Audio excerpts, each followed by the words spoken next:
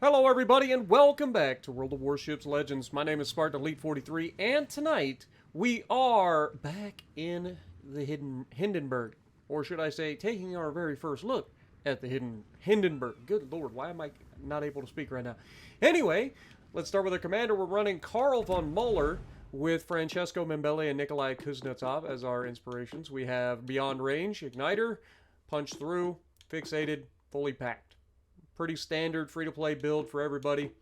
I'm just going to say it right out the gate. If you can get this ship for free, do it. It's fantastic. If you can't get it for free, I would say don't worry about it because it's fine.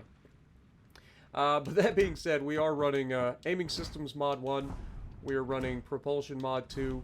We are running Concealment System Mod. And we have the Epic Main Battery Mod 3 to get a little bit faster reload, which turns this thing into a monster. Alright. Loadout. We have, of course, the sonar. It has a 5.7 kilometer ship acquisition range, so it is an extended sonar, and it lasts for 2 minutes, which is very nice. It does have a fighter plane, so if you want to go Arthas, you could potentially have a little bit of fun with Arthas on this build. I'm not running any boosters, though you may want to run an Epic Battle Booster to get a little bit more range and a little bit faster ship, because this thing is pretty bulky and slow. That being said, we are running the Italian Unity flag because if you squint just right, kind of looks like a Spartan helmet. And then I made the historical camo, but here is what it looks like to have the fancy camo. Take it or leave it, I guess. I personally don't really care for it, but if you like this sort of thing, go for it. Personally, I think it looks better with the just regular old historical quote-unquote camo. Anyway. Specs. Survivability is 55,500 with a 13% torque reduction. Artillery, 203mm L60, so 60 caliber SKC 34s. You get 12 of them, so a 4x3 configuration. Firing range is 18.4 kilometers with this build, and like I said, you definitely want to have a little bit extra range on this because it doesn't have the best range stock, and this thing is going to need to kite for at least the first portion of the match anyway. Reload time, though, starting out with this build is 8.4 seconds, and like I said, as you do damage, that gets better. 180-degree turn time, 26.5 seconds, so not ideal for a cruiser. HE, it's not the worst, but it's definitely not the best either. HE shell maximum damage 2,700 with a 16% chance to set fires, and AP shell maximum damage of 6,600. I can and will say this. Use both ammo types. This thing is fantastic. You can set the fires and then chew people up with the AP. You can Citadel the ever-living crap out of stuff with the AP. It's very good. Secondaries, 105mm L65 Doppel C31s. You get 16 of those, reaching out to 5.2 kilometers. We're doing 1,200 maximum HE shell damage and 8% chance to set fires. Torpedoes, these are your standard garbage torpedoes, and by garbage torpedoes, these are defensive torps. They just don't have any range. 6 kilometers of range, 64 knots of speed. If somebody chases you around an island, they're there, but most of the time you're just simply not going to get a chance to use these because you want to keep this ship a little bit further away, because if you push in too early and get focused, this thing just gets yeeted. It's got decent armor, but I think the armor is really suited to kiting. We'll go over that in a minute. But anyway, 13,700 maximum damage with a 6 kilometer range. That's that terrible German torp range. Like I said, defensive torpedoes, guys. Don't think of them as anything else. 20mm flak Zwilling 38s. You get 8 of those, doing 17 damage per second. Only 2 kilometers firing range. And then you have the 20mm flak Vierling 38s. You get 36 of those, doing 55 damage per second, reaching out to just 2 kilometers. Then you have the 55mm 77 caliber Girat 58s. You get 2 of those, doing 35 damage per second, reaching out to 4.5 kilometers. And you have the 55mm 77 caliber Girat 58 Zwillings. You get 14 of those, doing 171 damage per second, reaching out to 5 kilometers. And the 105mm L65, so 65 caliber Doppel C31s. You get 16 of those doing 133 damage per second, reaching out to 4.5 kilometers. On paper, it looks like it has good AA. I haven't had a chance to test it, but you don't have a lot of mounts, so any sort of HE spam that you get hit with is probably going to knock out a good chunk of your AA pretty quickly, so keep that in mind. Maximum speed 32.7 knots. This is what I'm telling you. This is not a fast boat, and it is a large cruiser as well. This is, for a heavy cruiser, this thing is massive and struggles with mobility. The speed, not there. Feels underpowered. Even with propulsion mod, definitely feels like it's underpowered in terms of speed. Turning circle, not great. Worse than some battleships. Keep that in mind. Rudder shift, also not great. You can buff it if you want, but propulsion mod does come in handy for this ship because you are going to get into kiting situations where you're going to be stopping and then taking off and stuff like that. So you can make it better in terms of its maneuverability if you need to. Personally, I think if you just play this thing more at mid to long range most of the time, in a kiting position using your AP and HE effectively, and then choose the right moments to push, I think you're going to have a much better time in this ship. It is very strong if you get into certain situations when you're pushing, but again, like I said, one of the downsides is, like, if you get caught, it's just GG no re. It does have a turtleback, but it's a cruiser turtleback, and it will get you sent to the bottom, so you got to be careful. Detectability by sea is terrible, 12.2 kilometers. I mean, again, this thing is literally the size of a goddamn battleship. Detectability by air, 7.7. Guaranteed is always 2. And detectability while firing in smoke is 8.4, which is horrendous. I mean, it is a heavy cruiser, but that's terrible for a cruiser. I think Des Moines, to put it into perspective, I think Des Moines is like 7. And they both have 203mm guns. So keep that in mind.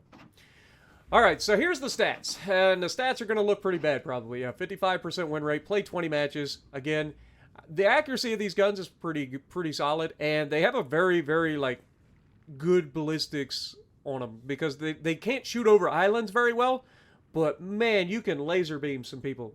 It's pretty hilarious.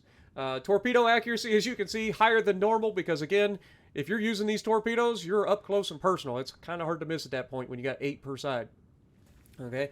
Warships, or average damage, 77,000. That's because I've had a couple of matches where I've gotten myself yeeted early, mainly because of trying to get into good positions and just not having any support. But average potential for a cruiser is 1.1 million, so that tells you everything you need to know. This thing can take a beating. That is right up there with most of my battleships, to put that into perspective, for an average potential damage. Okay? All right, so the armor. So what you're looking at is a pretty standard heavy cruiser. It's got 27mm bow, meaning that nothing that is 15 inches or below can overmatch you, but anything 16 inches and above does overmatch you. You do not have an icebreaker bow, so keep that in mind. You do have a bit of an extended belt that goes in front and protects the front turret a little bit, but again, don't count on it. You can kite away, and that little extra armor does come in handy when you kite. And I'll kind of, like, think of it like this. Like, you're firing over your shoulder, and the shells are coming in at this angle, right? So normally they hit the upper side plating, the belt, all that stuff. But look at where that extra armor piece is. So if they're overleading you, which a lot of people will, when they're overleading you, they're going to hit that. And if they underlead you, then they hit this little area back here in the back. So it is pretty nice for that. But that being said, you take that away, take away the belt armor, take away this and the deck armor. As you can see, it is a turtleback armor scheme, but again, it's not a particularly effective turtleback for this thing, so do not count on it to protect you if you go broadside, okay? You will get heated. Trust, okay? Get rid of that, and you can see it does have a pretty low citadel for the most part, but it does stick up slightly, so you got to be careful there. And if you get overmatched, you're going to get citadel through the butt and through the bow. So keep that in mind. You will absolutely take citadels straight through the bow if you go up against something like a Montana or a Gross Kerfers that gets an accurate salvo. Yamis, obviously, stuff like that. They're going to tear you up. Also, this ship does not like SAP, so anything that has SAP tears this thing up if you're not careful. But other than that, it's a fun little boat, and it's a good ship that I think a lot of people will enjoy. However, I do not recommend you go out and spend all the money in the world to get this ship right now. Keep in mind, they loan this ship to us for like 2 to 3 weeks usually, so that we can make videos for you guys and give our opinions on the ship before you guys go spend all your money on it. And if you have to, if you can get this ship for free, fine, so be it. It's a good ship. If you can't get it for free, don't worry about it. It's not gonna kill you to not have this ship. But sure shot shells with a good ballistics trajectory. That's kind of what I was talking about. This thing literally has some of the flattest shell arcs you'll ever see. And what that leads to is it's really easy to snipe destroyers, even at medium range, and it's really easy to absolutely obliterate broadside cruisers with this thing. And then, of course, if a battleship gives you broadside, don't hesitate to switch to AP and chew up that battleship's broadside too. Just like the Des Moines, this thing has very good AP. It may not be quite as good as Des Moines, but it's very good, and it will hurt you. So do not sleep on the AP of this ship, okay? Guns aplenty. It's got 12 guns, so high number of guns, I guess. Extended sonar, we already talked about that, so you got that German sonar, which is nice, 5.7 kilometer detectability. Hindenburg, this ship was developed from a series of German heavy cruisers. Relative to the ships of her preceding classes, she had a larger displacement, more powerful main battery guns. She was designed in 1940, but of course, never built. However, she's a good-looking boat, and like I said, she is a beast if given the right opportunities. If you get yourself into trouble early, you're going to have a bad day, right? It is what it is. If you can kind of bide your time for a little while, get to that middle game and end game sort of board state with the game, then you're going to see a lot more success out of this thing. And like I said, the HE is fantastic for setting fires and doing damage, and the AP is fantastic for doing damage as well. So do not hesitate to switch back and forth. They are very good, both ammo types.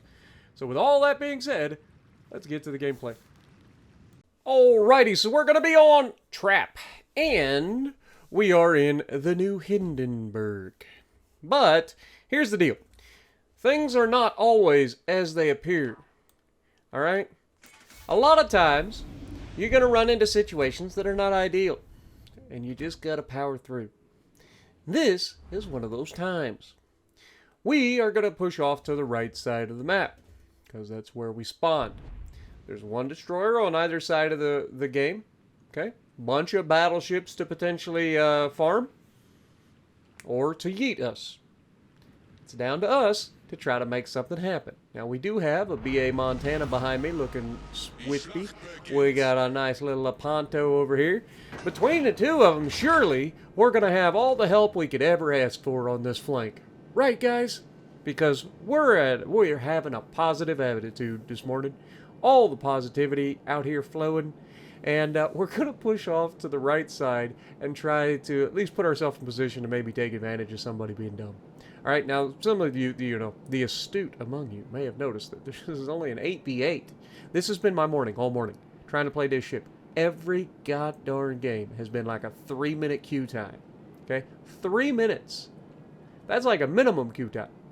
But it's been like 3 minutes every game. And half of them have been like small lobbies like, well, this is actually barely small, so we'll call this a normal lobby, even though it's an 8v8. But half of the matches have been small lobbies where it's like 2v2. I'll tell you what, you want to hear a fun match? I was in a match earlier in the Hindenburg, and it was a 2v2. You know what I was up against? A Schlieffen and a defense. What do I get? A Grosse Kurfürst.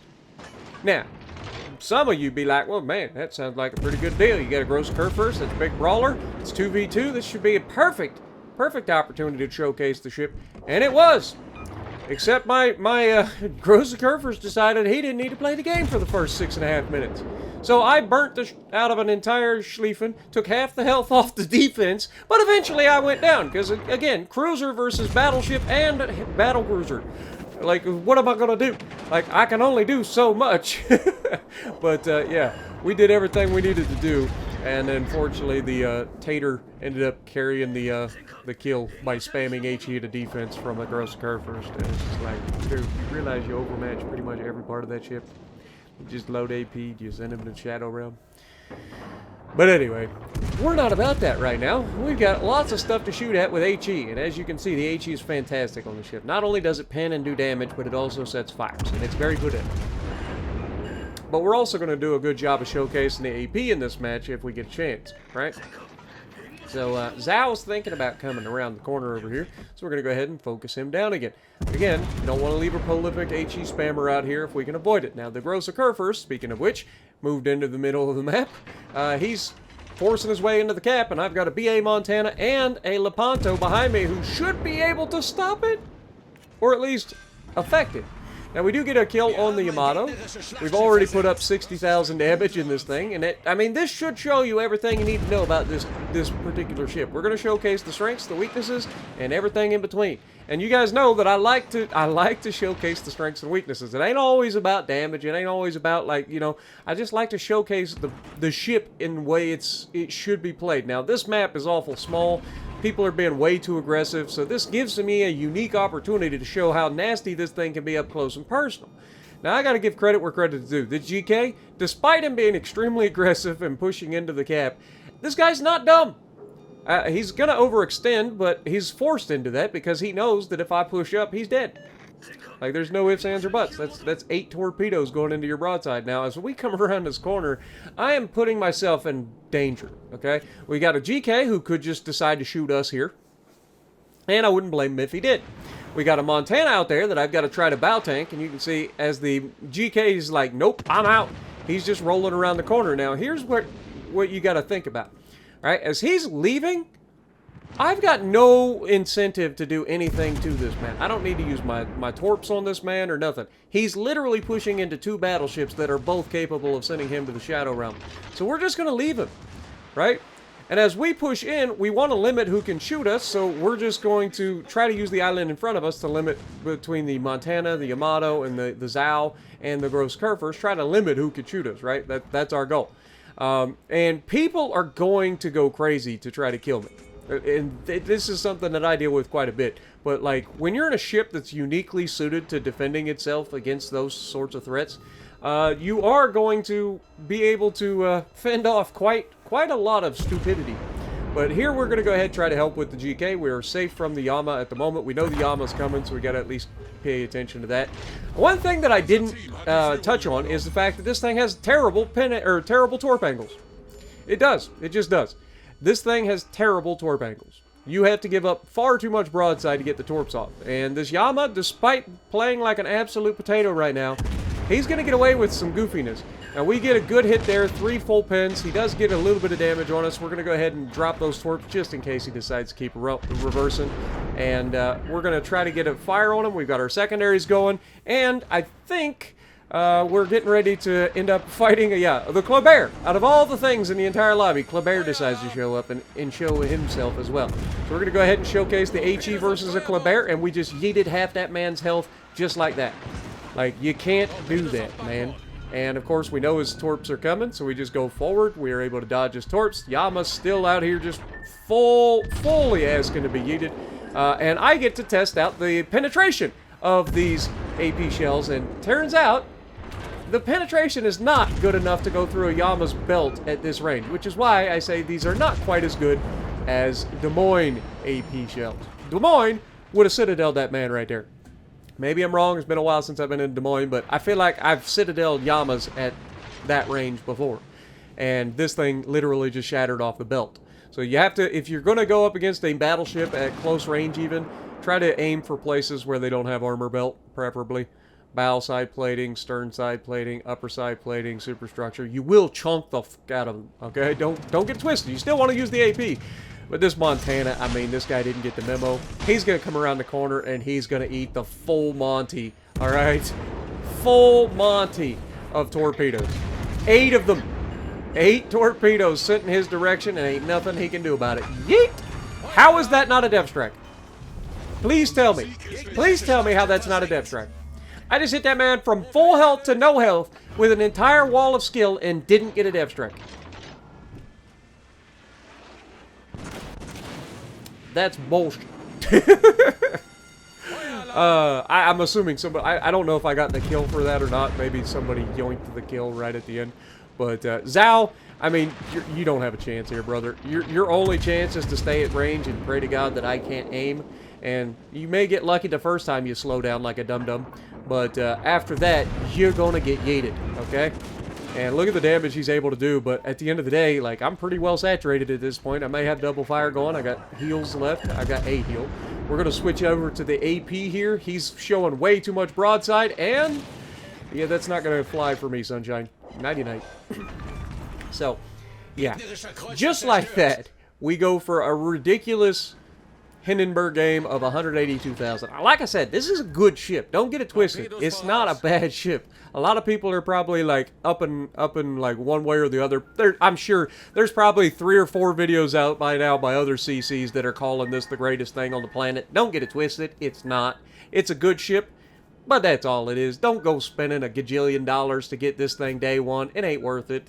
Just do the grinding. Get the ship in the end. If it's free, awesome. If it's not free and you have to buy like campaign admiralty backing and stuff, I already said that that's a scummy thing that I think Wargaming shouldn't be doing. You know, I've already talked about that, so I've said my piece there. But if you want to do it, I ain't gonna argue with you. It's a good ship. You're not gonna be disappointed, but it also has limitations. It is a heavy cruiser. It does have some pretty big flaws that are going to be exploited by people that aren't playing the ship very well. But if this ship is played properly, it is a problem. So keep that in mind if you see one of these out in the water. If it's a good player, you're gonna have a fun time. Okay, so pay attention. Now that being said, what do I think overall the biggest weakness is on the ship? It's gonna be your teammates, as with everything else. Like anytime you have a cruiser, okay, I talk about this a lot, but cruisers in general just struggle from not having teammates. They need support. They can't do everything on their own. They don't have the armor. They don't have the hit points, right?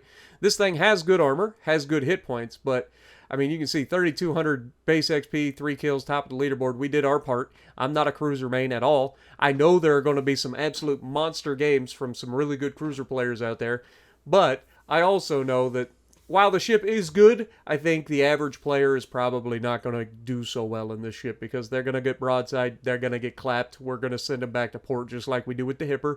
All right, it ain't no different than the Hipper, man. At the end of the day, it is a better Hipper, and if you like the Hipper, you're going to love this. So let me know what you guys think down in the comments below. And if you like what I'm doing, punch the like button, leave a comment below, subscribe to the channel if you haven't already, and as always, I will see you in the next video.